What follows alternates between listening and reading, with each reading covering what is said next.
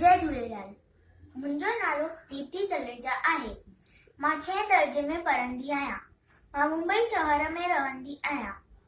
अॼु मां तव्हांखे चेटीचंड ऐं सिंधीअ जे बारे में ॿुधाइण वारी आहियां। चेटीचंड असांजो सभिनी खां वॾे में वॾो त्योहार आहे। इहो ॾींहुं असांजे इष्ट देव झूलेलाल जे जनम ॾींहं ते ईंदो आहे। चेटीचंड चेट जे पहिरें ॾींहं ते मल्हायो वेंदो आहे। हिन ॾींहं खां असां सिंधियुनि जो नओं साल शुरू थींदो आहे। हाणे मां तव्हांखे झूलेलाल जे बारे में ॿुधाइण वारी आहियां। अटकल 1000 साल अॻु हिकु बादशाह हो जंहिंजो नालो मिर्गशाह हो। उहो सिंधियुनि ते जाम ज़ुल्म कंदो हो ऐं उन्हनि खे मुस्लमान बणाइण चाहींदो हो। सिंधी हुन मां परेशान थी करे दरियाशाह ते विया ऐं 40 ॾींहं हुननि विर्त रखियो ऐं वरुण देवता जी उपासना कई। पोइ आकाशवाणी थी ऐं वरुण देवता चयो, मां थोरनि ई ॾींहंनि खां पोइ ईंदुमि ऐं तव्हांजी रक्षा कंदुमि। थोरनि ॾींहंनि खां पोइ रतन राय जे घर चेटीचंड ॾींहुं थारूअ वारे ॾींहुं हिकु बालक पैदा थियो जंहिंजो नालो उॾेरोलाल रखियो वियो। उहो नंढे हूंदे खां ई करामतूं करण लॻो।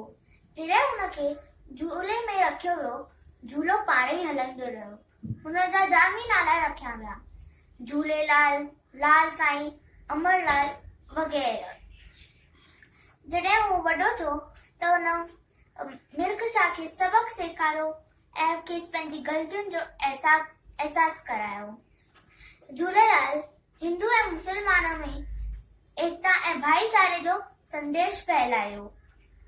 चेटीचंड वारे ॾींहुं जाम ई माण्हू बहिराणो कंदा आहिनि, गिटीअ में फहिराईंदा आहिनि, नाच गाना कंदा आहिनि, पंजरा ॻाईंदा आहिनि, छेॼ हणंदा आहिनि ऐं नचंदा टुपंदा आहिनि। पोइ दरियाशाह ते वञी हुनखे जल प्रवाह कंदा आहिनि, सेसा विराईंदा आहिनि ऐं जाम मौज मस्ती कंदा आहिनि।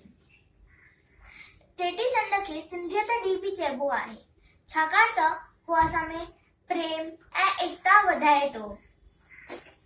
मुंहिंजी इहा तव्हां खां वेनिती आहे, तव्हां जॾहिं बि कंहिं सिंधीअ सां मिलो, हलो आहे न करे जय झूलेलाल कयो ऐं मेला रखो ऐं तव्हां सिंधियत खे कायम रखो। जय झूलेलाल।